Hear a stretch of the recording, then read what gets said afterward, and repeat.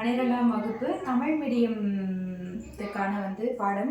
First உயிரி தாவரவியல். அதில் ஃபஸ்ட்டு லெசன் பாலில்லா இனப்பெருக்கம் மற்றும் பால் இனப்பெருக்கம். தாவரங்களில் நடைபெறுவது பாலில்லா இனப்பெருக்கம், பால் இனப்பெருக்கம். அந்த இதில் ஃபஸ்ட்டு இது பாலில்லா இனப்பெருக்கம். பாலில்லா இனப்பெருக்க மெத்தட்ஸ் ஒன்று தலைவலி இனப்பெருக்கம் சொல்கிறாங்க. அதில் ஒரு மெத்தட் இயற்கை முறையாக எப்படி தலைவலி இனப்பெருக்கம் நடைபெறுது, இன்னொன்று செயற்கை முறையில் எப்படி தலைவலி இனப்பெருக்கம் நடைபெறுது அப்படின்னு சொல்கிறாங்க. இந்த இதில் ஃபுல் அண்ட் ஃபுல் இந்த லெசன்ஸில் என்ன சொல்கிறாங்க அப்படின்னா, ஒரு தாவரம் எப்படி க்ரோத் ஆகுது. இப்போ வேர் இல்லாமல் ஒரு மரம் உருவாகுமா? இல்லை. அதே தண்டு இல்லாமல் ஒரு வேர் மட்டும் இருந்தால் போதுமா? அதுக்கு தண்டு வேணும், இலை வேணும். இதெல்லாம் இருந்தால் மட்டும்தான் என்ன பண்ணும், ஒரு மரம் ஒரு செடியாக இருக்கட்டும், ஒரு கொடியாக இருக்கட்டும், ஒரு மரமாக இருக்கட்டும், எல்லாமே முழுமை அடையும் அப்படின்னு சொல்கிறாங்க. அந்த இதில் தான் தலைவலி இனப்பெருக்கம் அப்படின்னா ஒரு தலை. அதுக்கு என்னென்னலாம் மெயினாக சொல்கிறாங்க அப்படின்னா, வேறு, தண்டு, இலை, இது மூணுமே இணைந்தது தான் தலைவலி இனப்பெருக்கத்தில் இயற்கையான மெத்தடில், அதுவாக தன்னால் க்ரோத் ஆகிற மெத்தடில் இது பண்ணுறாங்க. இதில் வேரில் எப்படி மேம் இயற்கையாக இதாகுது அப்படின்னா, நம்ம ஒரே ஒரு செடி வச்சோம், ஒரு மரம் ஒரு கன்று வச்சோம் அப்படின்னா அதை சுற்றிலும் ஒரு 10 கண்ணாவது அதுவே தன்னால் முளைக்கிறது எல்லாமே வேர் வழி இனப்பெருக்கம். அந்த வேரை வச்சு அந்த வேர்லேருந்து முண்டி நிறைய விதமான சின்ன சின்ன செடிகளாக உருவாகிறது தலைவலி, வேரில் தலைவலி இனப்பெருக்கம் சொல்கிறாங்க. முறையாக அதுக்கு எக்ஸாம்பிள் என்ன சொல்கிறாங்கன்னா, கருவேப்பிலை செடியை சொல்கிறாங்க.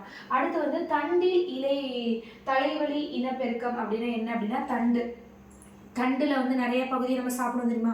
மரவள்ளிக்கிழங்காக இருக்கட்டும், இஞ்சியாக இருக்கட்டும், வெங்காயமாக இருக்கட்டும், அது உருளைக்கிழங்காக இருக்கட்டும், முள்ளங்கியாக இருக்கட்டும், கேரட்டாக இருக்கட்டும், இது மாதிரி தண்டு பகுதியை நம்ம சாப்பிடக்கூடியது எல்லாமே என்ன அப்படின்னா தண்டில் தலைவலி இனப்பெருக்கம் அப்படின்னு சொல்கிறாங்க. தண்டு கீழே இருந்துச்சு அப்படின்னா அது மேலே தலை வர்றது, இலை தலைன்னு சொல்லுவோம்ல, அந்த தலைவலி இனப்பெருக்கம் இதாகிறதுன்னு சொல்கிறாங்க. அடுத்து இலையில் அப்படிங்கும்போது ஒரு இலை இருந்துச்சு அப்படின்னா அந்த இலையிலே இன்னொரு அந்த இலை எட்ஜு லீஃபில் நிறைய விதமான இலை, எக்ஸாம்பிள் ட்ரையோஃபிலமாக இருக்கட்டும், மணி பிளான்ட்டாக இருக்கட்டும், ஒரு லீஃப் வச்சோம்னா நிறைய விதமான லீஃப்ஸ் அதில் ப்ரெசென்ட் ஆகுது தெரியுமா? அந்த மாதிரியான இதை இந்த இலையில் தலைவலி இனப்பெருக்கம்னு சொல்லிட்டு இந்த 3 மெத்தடு இயற்கையாக வரக்கூடிய மெத்தட். வேறு, தண்டு, இலை, இது எல்லாமே ஒரு செடிக்கு இயற்கையாகவே உருவாகக்கூடியது. இதில் என்ன நன்மை தீமை இருக்குது அப்படின்னா, இந்த வேரில் தண்டு இலைவழி இனப்பெருக்கம் இது பண்ணும்போது நிறைய விதமான பிளான்ட்ஸ், நியூ பிளான்ட்ஸ் நம்ம க்ரோத் பண்ணலாம். நம்மளுக்கு கிடைக்கக்கூடிய பிளான்ட்ஸ்லேயே நிறைய விதமான கேரக்டர், நியூ கேரக்டர் கிடைக்கும். அதில் நம்ம சீட்ஸ் எல்லாமே ரூட்டு, ஸ்டெம், லீஃப் இதெல்லாம் வச்சு நிறைய விதமான பிளான்ட் க்ரோத் பண்ணலாம். அதெல்லாம் இதோட நன்மை அப்படின்னு சொல்கிறாங்க. தீமையை பொறுத்த வரைக்கும் ஒரு பிளான்ட் இனம் அழிஞ்சிருச்சு அப்படின்னா இந்த இதுலேருந்து இன்னொரு பிளான்ட்டை உருவாக்க முடியாது, இன்னொரு புதிய ஒரு தாவரத்தை இதுலேருந்து மீள முடியாது அப்படின்னு சொல்கிறாங்க.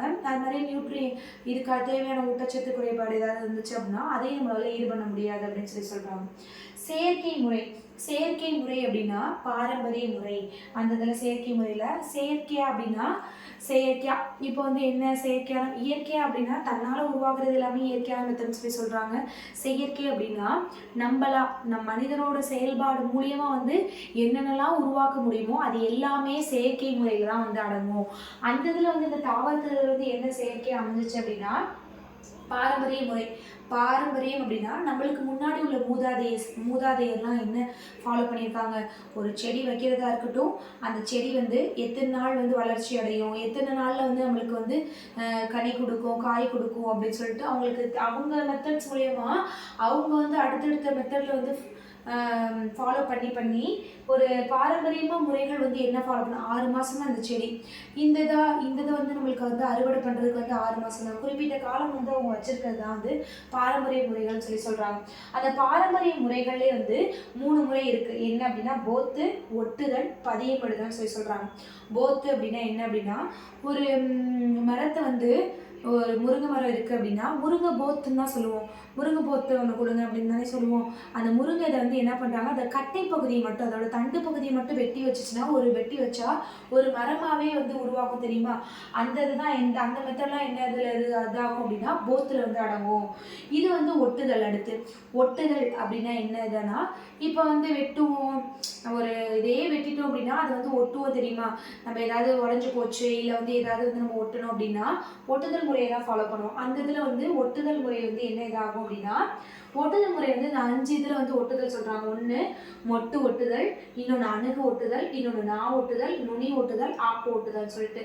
மொட்டு ஒட்டுதல் அப்படின்னா என்ன அப்படின்னா, இப்போ ஒட்டுதல் அப்படின்னா வெட்டுறோம் ஒட்டுறோம் நிறைய விதமான இதை வந்து நம்ம கிராஃப்டிங் மெத்தட்ஸ் வந்து ஒட்டுதல் முறை வந்து நிறைய இதில் வந்து நம்ம ஃபாலோ பண்ணுறோம். எல்லாருமே நம்ம யூஸ் பண்ணுற எல்லா திங்ஸஸுமே வந்து இந்த ஒட்டுதல் முறை மூலியமாக தான் எல்லா பொருளுமே எல்லா திங்ஸஸுமே நம்ம யூஸ் பண்ணுற எல்லா ப்ராடக்ட்ஸுமே வந்து என்னன்னா இந்த ஒட்டுதல் முறை மூலியமாக தான். அதாவது மொட்டு ஒட்டுதல் அப்படின்னா என்ன அப்படின்னா, நல்லா ஒரு க்ரோத் ஆகிருக்க பிளான்ட்ஸில் வந்து ஒரு மெச்சூர்டு ஆகாமல் இம்மெச்சூர் ஒரு தளிர் பகுதி எடுத்து டீ ஷேப்ஸில் இருக்கிறத வந்து இன்செர்ட் பண்ணி அதுக்குள்ளே வந்து இது பண்ணி செலுத்தி ஒரு புதிய தாவரத்தை வந்து உருவாக்குறது வந்து மொட்டு. அதோட நுனி பகுதியிலேருந்து எடுத்து செய்கிறது வந்து மொட்டு ஓட்டுதல்னு சொல்கிறாங்க. அணுகு ஓட்டுதல் அப்படின்னா ஒரு தொட்டியில் வந்து செடி வைக்கிறோம் அப்படின்னா, எனக்கு அந்த செடி ஒரே ஒரு செடி தான் இருக்குது, எனக்கு வந்து அந்த செடியில் வந்து நிறைய செடி வேணும், 2 செடி வேணும், ஆனால் அந்த செடி வந்து எங்கேயுமே எனக்கு கிடைக்கல அப்படிங்கும்போது என்ன பண்ணலாங்க அப்படின்னா, ஒரு இதில் வந்து நல்லா ஸ்டேபிளாக ஒரு மரம் வந்து வேரூன்றி மண்ணில் இருக்கிற மரத்தில் வந்து தொட்டியில் இருக்க பிளான்ட்டை என்ன பண்ணுறாங்க அப்படின்னா, அதோட கிளை பகுதியை கொண்டு போய் அதோட மரத்தோட தண்டு பகுதியில் வந்து நல்லா சீச்சுட்டு 2ஐயும் சேர்த்து அட்டாச் பண்ணும்போது இந்த தண்டு தொட்டியில் வச்சுருக்க பிளான்ட்டு இதுவும் வந்து அங்கே போய் என்ன ஆகுது, நல்லா வளர்ச்சி அடையுது.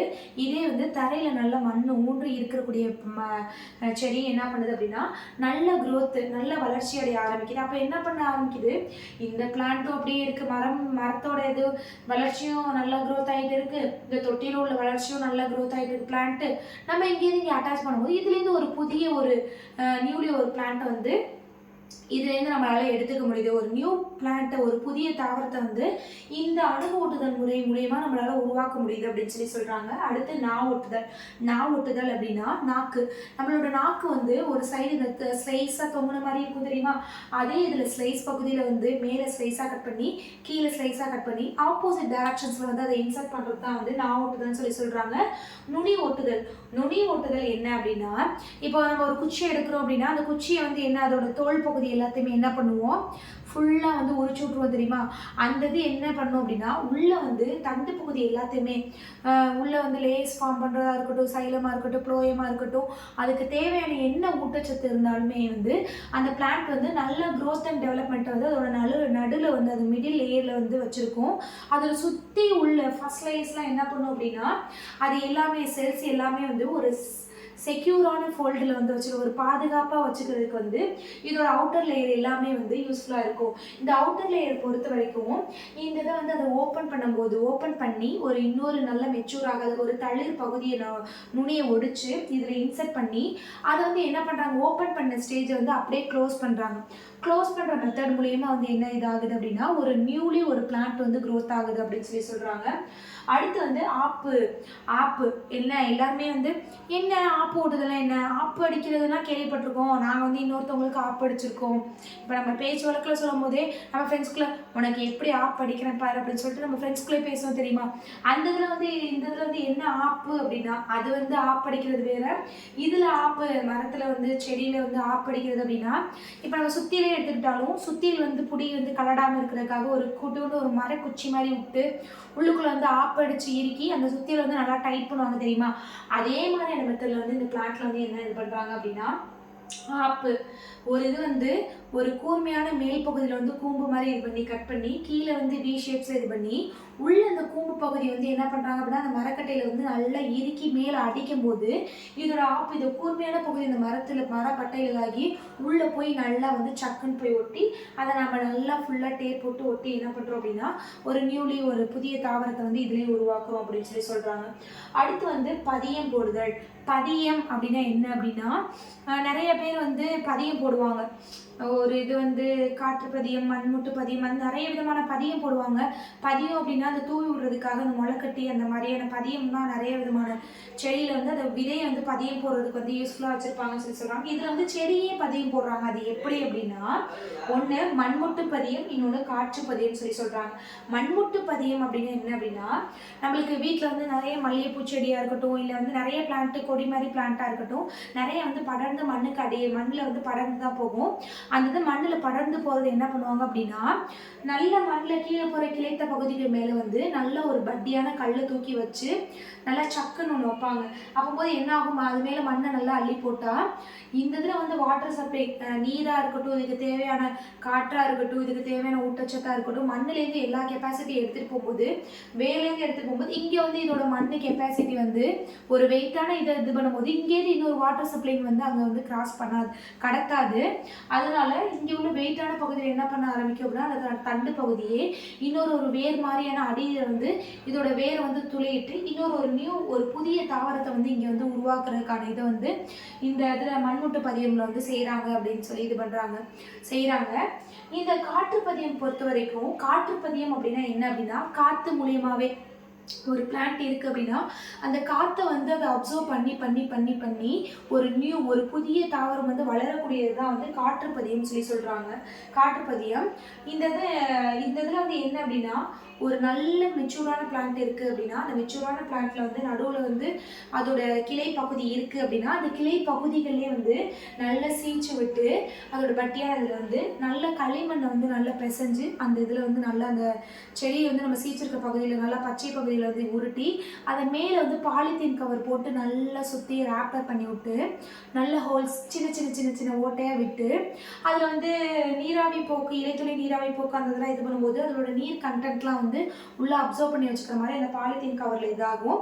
அப்போது என்ன ஆகுது அப்படின்னா, இங்கே ஒரு மெயின்லி ஒரு பிளான்ட்டும் இந்த இதுலேருந்து சப் பிளான்ட்டும் வந்து ஒரு நியூலி ஒரு பிளான்ட்டை வந்து என்ன பண்ணுறோம் அப்படின்னா இந்த காற்றுப்பதியம் மூலயமா வந்து எடுத்துக்கிறோம் அப்படின்னு சொல்லி சொல்கிறாங்க. இப்போ வந்து நிறைய ஒரு இதே இருந்தாலும் எவ்வளோ ஒரு விஷயம் நம்ம பண்ணாலுமே, எந்த ஒரு இது பண்ணாலுமே, ஒரு செயல் செஞ்சாலுமே அதில் நிறைகள் குறைகள் அப்படின்ட்டு நிறைய இருக்கும். நிறை குறை இல்லாமல் நம்மளுக்கு ஒரு எந்த விஷயமே வந்து நம்மளோட இதில் வந்து வாழ்க்கையில் வந்து நடந்துடாது. அதே மாதிரி இந்த இதில் என்ன பண்ணுறாங்க அப்படின்னா, இந்த பாலின இனப்பெருக்கங்கள் வந்து செயற்கையான மெத்தடில் வந்து இந்த போத்து, ஒட்டுதல், பதியமிடுதல், இந்த இதில் வந்து ஒட்டுதலில் வந்து 5 வகை பார்த்தோம், பதியமிடுதல் வந்து 2 வகை பார்த்தோம். இதுலேயும் வந்து என்ன இருக்குது அப்படின்னா நிறைகளும் இருக்குது, குறைகளும் இருக்கும். இதில் வந்து நிறைகள் என்ன அப்படின்னா, நம்மளுக்கு தேவையான பிளான்ட் எவ்வளோ நிறையா பிளான்ட்ஸ் தாவரங்கள் நம்மளுக்கு தேவையோ விதையே இல்லாமல் நிறைய வகையான தாவரங்கள் வந்து இதுலேருந்து எடுத்துக்கலாம், இதுலேருந்து நம்ம கண்டுபிடிச்சி வச்சுக்கலாம் அப்படின்னு சொல்லி சொல்கிறாங்க. இது ஒரு நிறையா இருக்குது. அடுத்து வந்து இந்த பிளான்ட்ல வந்து எந்த ஒரு இதுவுமே வந்து டேமேஜ் ஆகாமல் எல்லா ஒரு பிளான்ட்டையுமே புதிய ஒரு பிளான்ட்டை வந்து அடுத்தடுத்து இதோட எண்ணிக்கையை வந்து பெருக்கிறதுக்கு வந்து இந்த மாதிரியான செயற்கை மெத்தட் வந்து உதவியாக இருக்குது. அதுக்கப்புறம் வந்து இந்த இதில் வந்து நிறைய விதமான செடிகளாக இருக்கட்டும், கொடிகளாக இருக்கட்டும், புதிய ரக தாவரங்கள் வந்து ஒரு விதையே இல்லாமல், விதையோட அறுவடை அந்த இது கனி எதுவுமே இல்லாமல் நிறைய புதிய தாவரத்தை வந்து உருவாக்குறதுக்கு வழிவகுக்குது. அது வேற என்ன இது பண்ணுறாங்க அப்படின்னா, இந்த இதில் வந்து நம்ம அதிகப்படியான எண்ணிக்கையில் இதில் வந்து நம்மளுக்கு விதைகள் வந்து கிடைக்காது. இது வந்து இதோட தீமைகள், இதோட குறைகள். விதைகள் நம்மளுக்கு கிடைக்காது. இது என்ன அப்படின்னா, இந்த ஒரு பிளான்ட் எடுத்துக்கிட்டோம் அப்படின்னா இந்த பிளான்ட் வந்து இந்த செடி வந்து ஒரு வைரஸாலோ இல்லை வேறு ஏதாவது பாக்டீரியாவாலோ எதுலேயோ ஒன்றில் வந்து வைரஸ் இன்ஃபெக்ஷன் ஆகிருச்சு, ஏதாவது தொற்றுத்தன்மை இருந்துச்சு அப்படின்னா, இந்த நம்ம எடுத்துக்கிற பிளான்ட் வந்து தொற்றுத்தன்மையாக இருந்துச்சு அப்படின்னா உருவாக்கக்கூடிய பிளான்ட்டும் என்ன பண்ணிடும் அப்படின்னா டோட்டலாக அந்த மொத்த தாவரத்தையுமே அது மொத்த மரத்தையுமே என்ன பண்ணிவிட்டோம்னா வைரஸ் தொற்று வந்து உண்டு பண்ணி விட்டுரும். அதுதான் இதோட குறைகளாக சொல்கிறாங்க. இன்னைக்கு நம்ம பார்த்த டாபிக் வந்து பாலின இனப்பெருக்கம் மட்டும்தான் பார்த்தோம். பாலின இனப்பெருக்கத்திலே செயற்கை மெத்தட்ஸ் பார்த்துட்டு அதோட நிறை குறை என்னன்னு சொல்லிட்டு நம்ம பார்த்தோம். நெக்ஸ்ட் கிளாஸில் வந்து பால் இனப்பெருக்கம் சொல்லி பார்ப்போம். இந்த பாலின இனப்பெருக்கம் ஃபுல்லாகவே என்ன இதில் இதாகும் அப்படின்னா ஃபுல் அண்ட் ஃபுல் ஒரு செடியில் மட்டும்தான், மரத்தில் அந்த கொடி அந்த இதில் மட்டும்தான் நடைபெறும். இது எல்லாமே வந்து பாலின இனப்பெருக்கம் அப்படிங்கிறதுக்கான வந்து ஒரு மெத்தடு. இது வந்து ஒட்டுதல், பதியமிடுதல், பாரம்பரிய முறைகளுக்கான வந்து இனப்பெருக்க முறை வந்து பாலின இனப்பெருக்கம் எப்படி நடைபெறுது அப்படின்னு சொல்லிட்டு இது ஒரு இம்பார்ட்டன்ட் 5 மார்க் புக் இன்சைட்.